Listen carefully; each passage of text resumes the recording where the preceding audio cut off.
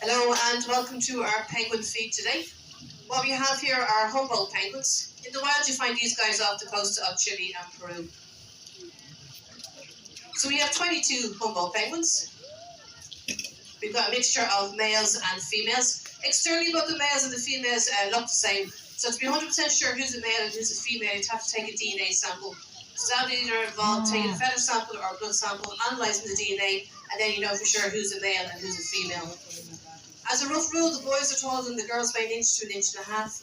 And in terms of weight, the boys will be closer to 5 kilograms and the girls will be closer to 3.5 kilograms. So if you see a small one wandering by, more than likely it's a female. They all have spots on their chest as well, and each spot pattern is unique. So you can identify your penguin by just looking at the spot pattern. But instead of remembering 22 spot patterns, what we've done is put little bands on their wing. If the band's on the left wing, it's a female, and if it's on the right wing, it's a male. And then they each have an individual colour as well. So you can even just identify them if their back is turned to me. So the one across from me there with the blue and yellow band, that's Reggie. So I just know that from his colours. And he's actually a chick that hatched out last year. So we had 4 chicks that hatched last year. So if you look at Reggie, he's looking at you guys there. You'll see that he has a white chest, where the majority of them have a white chest with a black band. So if they have a black band, they're an adult. If they don't have a black band, they're a chick. There's another one there on the edge in front of you guys on the over the pool. That's probably Ronnie down there. So we've got Ronnie, Reggie, little Rachel's coming up here to look towards the bucket. And Marley is around somewhere as well. So we have 4 chicks floating around. So 2 of the chicks are independent at the moment. They take fish from us, and then 2 aren't. So Ronnie and Rachel still depend on their parents to feed them. So the parents would eat a lot of extra fish, then they regurgitate the fish or bring the fish back up for the chicks. We're hoping in the next couple of weeks, that's Rachel begging off her father as he goes by.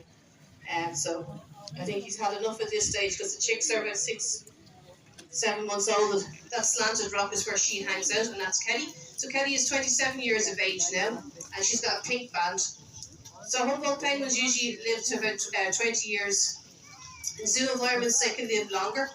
So the oldest one that we know of is one that lives in a zoo over in the UK, and that one is 33. So Kelly has a bit to go to beat that record. But she does have a very loyal partner. There he is there. He's got the Mayo colours, green and red. He's heading back probably to check in with her. That's Bettina. So he usually goes everywhere with her. They make a lovely pair, and he looks after her.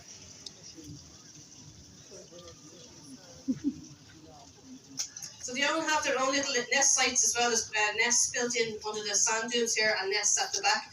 And that's where they go to at the end of the day. So they are quite territorial as well. They will defend those nest sites. Even though there's no chicks really or eggs, they're defending them basically for the following year. The interference of nest sites. But Dublin Zoo does support a charity down there which helps to protect and monitor the nest sites, so we're trying to help them out. So just while we're finishing up our feed, I'll just come along the window. If you have any questions, I'll try and answer your questions, and enjoy the rest of your stay here at Dublin Zoo. Thank you.